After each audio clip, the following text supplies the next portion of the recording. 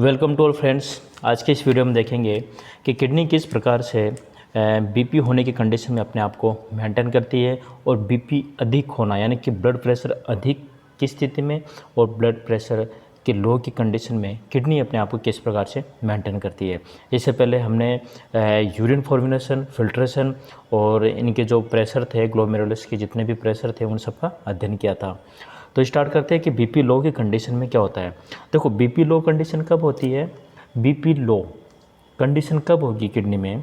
ये क्या वही हमारा बोमेंस कैप्सूल है, ये हमारा बोमेंस कैप्सूल है, ठीक है। ये हमारे ग्लोमेरुलस जिसमें ब्लड कैपिलरीज का एक गुच्छा होता है, ब्लड कैपिलरीज का बहुत सारी कैपिलरीज होती है जिसमें ब्लड फिल्ट्रेट होके जाता है और ये ब्लड फिल्ट्रेट होके आ रहा है। ये क्या कहला रहा है, हमारे GFR यानी कि ग्लोमेरुलर फिल्ट्रेट रेट, ठीक है। ये कंडीशन कब हो रही है कि बीपी लो कब हो रहा है, ये तभी हो रहा है ना जब हमारी जो इसका एफरेंट आर्ट्रियोल का व्यास तो वो कब है, लेकिन यहाँ पर भी क्या होता है, ब्लड की मात्रा निकल रही है। यानी कि कहने का मतलब क्या है कि बीपी कम हो रहा है और तो GFR भी क्या आ रहा है, अपने कम मात्रा में आ रहा है। क्यों आ रहा है, क्योंकि ब्लड आ रहा है जैसे क्या हो रहा है, निकल रहा है। तो क्या हो रहा है, हमारे बीपी लो की कंडीशन हो रही है। अब क्या होता है कि एफरेंट आर्ट्रियोल क्या होती है, इसी कंडीशन में क्या होती है, रिलैक्स होती है। अगर रिलैक्स हो के यानी कि और इसका क्या होगा, व्यास अधिक फैल जाएगा। देखो होता है क्या, इसका व्यास वैसे का वैसे ही रहता है, ठीक है। ये इसकी तुलना में ज़्यादा चौड़ी होती है, ठीक है, और ये कम चौड़ी होती है। ब्लड जाता है, ठीक है, लेकिन जब जैसे ही पता चलता है कि GFR कम आ रहा है तो क्या करती है, ये एफरेंट आर्ट्रियोल अपने व्यास को और अधिक करती है, यानी कि अपनी जो इस संरचना को और आगे चौड़ा कर देती है, जिससे क्या होता है, ब्लड का फ्लो अधिक जाने लगता है। अब जैसे ही ब्लड फ्लो जाएगा, ठीक है, इसके साथ ही क्या होता है कि एफरेंट आर्ट्रियोल भी क्या हो जाती है, कॉन्टैक्ट होती है। भाई ये क्या होती है, अधिक फैल जाती है, जिससे क्या ब्लड का फ्लो अधिक होगा। और ये क्या हो जाती है, कॉन्टैक्ट यानी कि संकुचित हो जाती है, कि जैसे ही ब्लड जाएगा तो यहाँ धीरे धीरे स्टोर होता है और कम मात्रा में निकलता है, कि कॉन्टैक्ट यानी कि संकुचित होने लगती है। अगर संकुचित होगी तो क्या होगा, ब्लड का प्रेशर बढ़ना स्टार्ट हो जाएगा और हमारा GFR वापस बढ़ने लग जाएगा, यानी कि एक तरह से लेवल में आ जाएगा। ये किस कंडीशन में होता है, जब हमारा बीपी कम होता है। बीपी कम होने के लिए कि बीपी कम होता है उसमें एफरेंट आर्ट्रियोल रिलैक्स होगी तो इसका अपना व्यास और फैला देगी, तो ब्लड का फ्लो अधिक जाएगा, ब्लड फ्लो जाएगा। साथ ही एफरेंट आर्ट्रियोल को भी क्या होती है, यहाँ पर कांटेक्ट होती है, यानी संकुचित हो जाती है। तो इससे क्या होता है कि बीपी हमारा क्या होता है, इंक्रीज होता है, ठीक है। ये कंडीशन होती है effecting glomerulus filtration BP low की कंडीशन में, ठीक है। अब हम एक चीज़ देखें आगे कि ऑटो रेगुलेशन ऑफ GFR।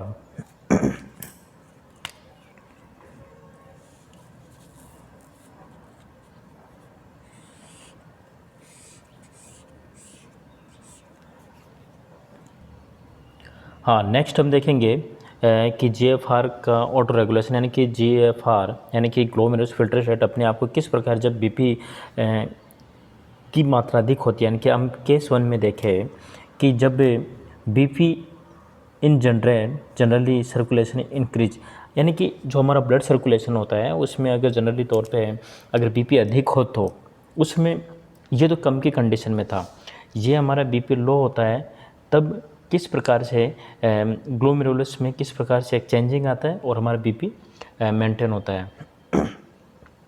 तो इसमें क्या होता है कि जो एफरेंट आर्ट्रियोल है इसका व्यास अधिक होता है, रिलैक्स हो जाती है। एफरेंट आर्ट्रियोल रिलैक्स होती है, एफरेंट आर्ट्रियोल कॉन्टैक्ट होती है, ये अधिक ब्लड फ्लो जाएगा, ये संकुचित होगी तो क्या होगा, यहाँ पर प्रेशर पड़ेगा तो बीपी बढ़ जाने लगता है। ये कब होता है, ये कंडीशन है जब बीपी इंक्रीज हो सर्कुलेशन में। ये हमारा ब्लड सर्कुलेशन है, ब्लड सर्कुलेशन वही हार्ट से ब्लड जाएगा किस में, एरोटा, एओर्टा से ऑर्गन से फिर वेना कावा, इस प्रकार से सर्कुलेशन चलता है, ठीक है। अब यहाँ से ब्लड गया किस में, एफरेंट आर्ट्रियोल में, फिर नेट फिल्ट्रेशन रेट में गया, यहाँ पर ग्लोमेरुलस, फिर एफरेंट और यहाँ से पेरिट्यूबुलर पेरीट्यूबुलर थी जो कैपिलरी वहाँ पर गया और फिर यहाँ से ब्लड किस में जाएगा वापस रीनल वेन के द्वारा, वही वापस वेना का हुआ, वेना का हुआ से हार्ट, इस प्रकार से प्रोसेस चलता है। अभी इस कंडीशन में क्या होता है कि अगर हमारा बीपी अधिक है तो इसको वापस किस प्रकार से करें कि लेवल में आ जाए। होता क्या है कि ये हमारी क्या है एफरेंट आर्ट्रियोल, एफरेंट आर्ट्रियोल में बीपी अधिक जा रहा है, बीपी अधिक है तो नेट फिल्ट्रेशन भी अधिक होगा, नेट फिल्ट्रेशन प्रेशर भी अधिक होगा और जीएफआर भी अधिक होगा। तो उस कंडीशन में क्या होता है कि ये जो हमारी एफरेंट आर्ट्रियोल है इसका व्यास अधिक है, यानी कि इसका डायमीटर अधिक होने की वजह से ब्लड फ्लो अधिक जाता है। साथ ही अब इसमें होता है क्या है कि जो हमारी एफरेंट आर्ट्रियोल है यहाँ पे इसमें क्या होता है कि इनकी सेल में क्या होता है कि कैल्शियम आयन के चैनल होते हैं। जो इनकी जो सेल होती है एफरेंट आर्ट्रियोल को अगर हम यहाँ डायग्राम में देखें कि ये एफरेंट आर्ट्रियोल है तो एफरेंट आर्ट्रियोल में ये कैल्शियम आयन के चैनल होते हैं। ठीक है, जैसे ही ये ओपन होती है यानी कि क्योंकि इसका डायमीटर अधिक फैलती है, ब्लड का फ्लो अधिक आ रहा है, ब्लड फ्लो अधिक आएगा तो फैलेगी तो क्या होगा, इनके कैल्शियम आयन ओपन हो जाएंगे और कैल्शियम आयन ओपन होते ही क्या होता है, ये चैनल ओपन होते हैं तो इन चैनलों में क्या होता है, कैल्शियम अंदर प्रवेश कर जाता है क्योंकि ये ब्लड में से ही आ रहा है, ब्लड से क्या आ रहा है, कैल्शियम वगैरह आयन जो भी होते हैं क्या होते हैं इसमें इस कैल्शियम चैनल में प्रवेश कर जाते हैं।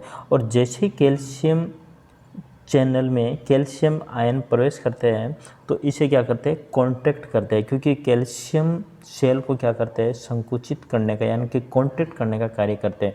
और जैसे ही कॉन्टैक्ट होंगे यानी कि एफरेंट आर्ट्रियोल कॉन्टैक्ट होते ही जीएफआर लेवल कम हो जाता है। ये इस प्रकार का प्रोसेस होता है किसमें, केस 1 में ऑटो रेगुलेशन जीएफआर 1 में। ठीक है, देखो कैल्शियम आयन चैनल ओपन और स्ट्रेचिंग हुए ऑफ एफरेंट आर्ट्रियोल, यानी कि कहने का मतलब यह है कि ये कंडीशन कब होती है, जब हमारा बीपी अधिक हो रहा है। बीपी अधिक हो रहा है तो किडनी में उस समय किस प्रकार से रेगुलेट होता है जीएफआर, उसमें क्या होता है कि जो हमारी एफरेंट आर्ट्रियोल होती है, एफरेंट आर्ट्रियोल में क्या होता है, कैल्शियम चैनल होते हैं। अब कैल्शियम चैनल होते हैं अब जैसे कि एफरेंट आर्ट्रियोल फैलती है यानी इसका व्यास अधिक होता है, ब्लड फ्लो आ रहा है, ब्लड का जो फ्लो आ रहा है उसकी वजह से ये कैल्शियम आयन चैनल ओपन हो जाते हैं और ओपन होने से क्या होता है, इनमें कैल्शियम अंदर प्रवेश कर जाता है इन चैनलों में। और जैसे ही कैल्शियम अंदर जाता है तो मसल्स को कॉन्ट्रैक्ट करता है और मसल्स कॉन्ट्रैक्ट होने से क्या हो जाता है, इनका जीएफआर कम हो जाता है, नेट फिल्ट्रेशन भी कम हो जाता है। ये केस 1 में क्या है, जब इंक्रीज ब्लड प्रेशर होता है। ठीक है, अब हम थोड़ा जो पिछली वीडियो के नोट्स है उसको थोड़ा देख लेते हैं थ्योरी को, क्योंकि हमने डायग्राम से तो समझ लिया था।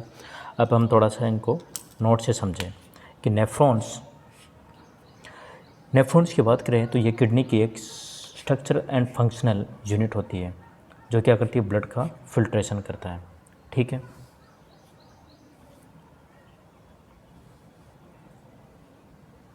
ठीक है, मानो कि प्रत्येक किडनी में 10 लाख नेफ्रॉन होते हैं, यानी कि एक किडनी में कितने होते हैं, मानो कि प्रत्येक किडनी में 10 लाख होते हैं, दोनों किडनी में कितने होंगे, 20 लाख। यानी कि अगर हम इसमें मिलियंस की बात करें तो 1 मिलियंस पर किडनी, यानी कि एक किडनी में 10 लाख नेफ्रॉन्स होते हैं, तो दोनों किडनी की बात करें तो 20 लाख नेफ्रॉन होंगे। ठीक है, अब हम देखें नेफ्रॉन के पार्ट। नेफ्रॉन के पार्ट की बात करें तो नेफ्रॉन के 2 पार्ट देखने को मिलेंगे अपन को, एक तो ग्लोमेरुलस, दूसरा रीनल ट्यूब। रीनल ग्लोमेरुलस को हम देखेंगे जिसमें ग्लोमेरुलस से बोमन्स कैप्सूल का बना हुआ है, इसके अलावा ग्लोमेरुलस, इन दोनों को मिलकर क्या बोलते हैं अपन, मेल फिजिक है, जो कि हमने आगे पढ़ ही लिया था। रीनल ट्यूब के भी कई भागों में बांटा गया जिसमें पीसीटी, डीसीटी, बोमन्स कैप्सूल और हैंडलेस लूप। ठीक है, अब हम आगे देखें ग्लोमेरुलस। ग्लोमेरुलस को देखें फर्स्ट पार्ट की बात करें ग्लोमेरुलस कि रक्त कोशिकाओं के यानी कि ब्लड कैपिलरी का एक गुच्छा होता है बोमन्स, ठीक है। फिर आगे हम बोमन्स कैप्सूल की बात करें ग्लोमेरुलस में, बोमन्स कैप्सूल वृक्क नलिकाओं का एक प्यालीनुमा संरचना होती है। देखो बोमन्स कैप्सूल की बात करें, यह एक वृक्क नलिका का प्यालीनुमा संरचना होती है जिसे बोमन्स कैप्सूल कहते हैं। इसमें ब्लड कैपिलरीज का एक गुच्छा पाया जाता है। तो ग्लोमेरुलस एक रक्त कोशिकाओं का गुच्छा होता है। अब हम बोमन कैप्सूल्स की बात कर रहे हैं। एक प्यालीनुमा स्ट्रक्चर होता है, इसमें कैपिलरी का गुच्छा पाया जाता है जिसे ग्लोमेरुलस कहते हैं, ठीक। अब हम देखें Bowman's capsule plus glomerulus, Bowman's capsule plus glomerulus को हम क्या बोलेंगे, मेलपीजी कणिका या फिर मेलपीजी काय कहते हैं, ठीक।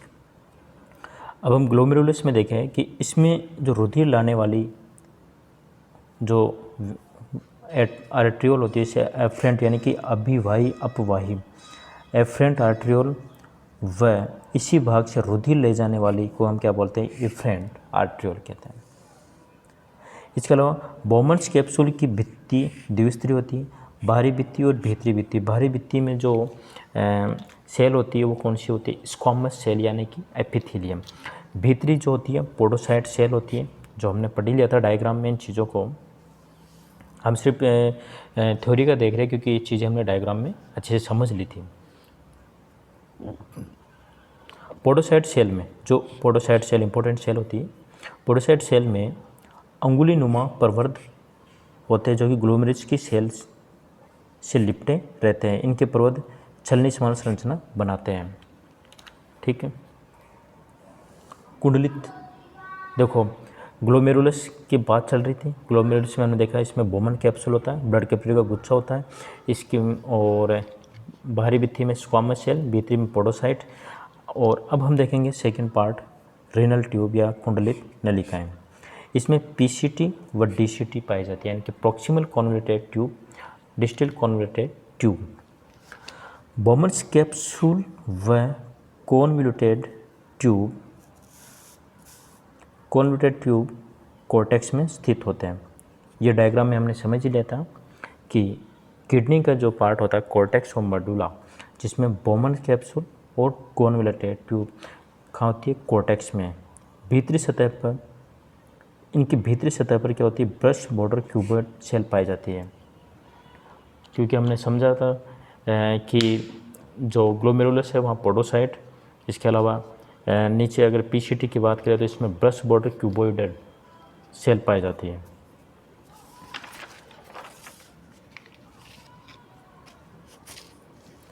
नेक्स्ट बात करें अपन हेनलेज लूप की। यह भाग मेडुला में स्थित होता है। हेनलेज सिर्फ मेडुला में स्थित होता है। हेनलेज की दो भुजाएं होती हैं, एक तो अवरोही जिसे अवजल से याद करेंगे, आरोही को आल लवण। अवरोही जो कि इसकी भित्ति केवल जल के लिए ही पारगम्य होते हैं, इसकी भित्ति केवल किसके लिए होती है, जल के लिए पारगम्य होती है। और आरोही भित्ति, आरोही जो होती है ओनली सिर्फ NaCl के लिए पारगम्य होती है।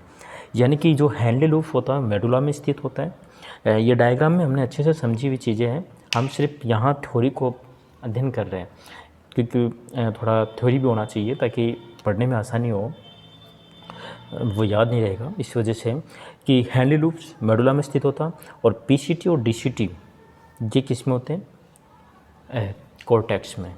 और हेनले लूप की दो भुजाएं होती है, एक तो अवरोही यानी कि डिसेंडिंग और असेंडिंग। अवरोही को अवजल से याद करें यानी कि जल के लिए पारगम्य है, आरोही आलवण यानी कि NaCl के लिए पारगम्य होती है।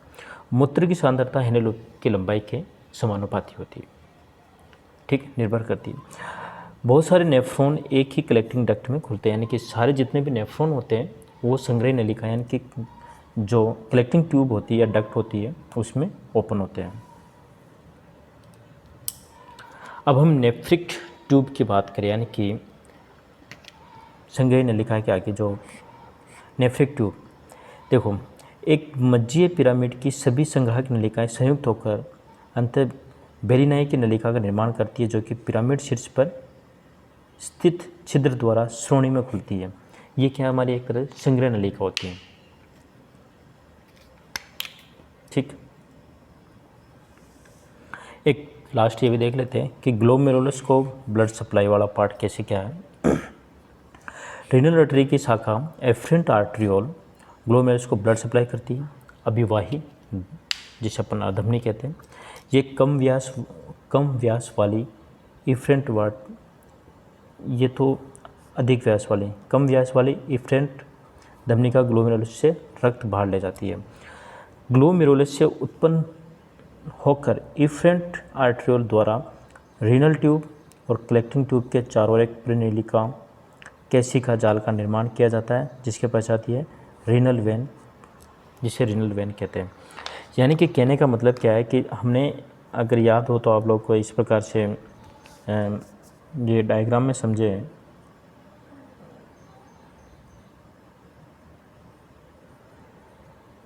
ये हमारा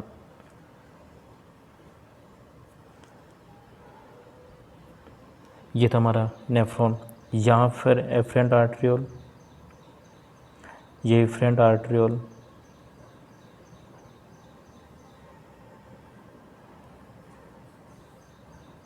तो ये इसके चारों ओर एक कवरिंग बनाती है, जिसे अपन क्या बोलते हैं, रीनल वेन कहते हैं बाद में। बाकी ये क्या करती है, रीनल ट्यूब और कलेक्टिंग ट्यूब के चारों ओर प्रेनिका जाल का निर्माण करती है, जिसके पश्चात इसे रीनल वेन कहते हैं। ठीक है, आगे नेक्स्ट वीडियो में देखेंगे।